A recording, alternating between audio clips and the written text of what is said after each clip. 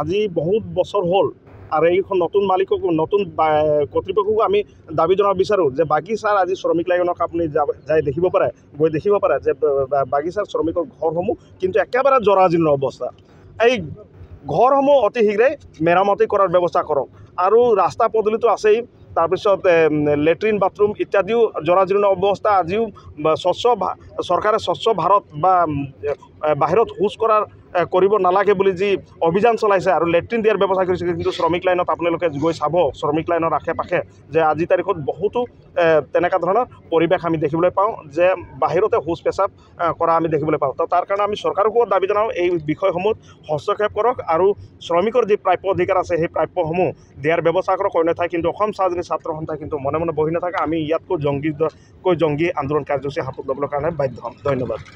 Join BSc Nursing and GNM at St. Martha Institute of Nursing, Guwahati under SM Group of Institutions.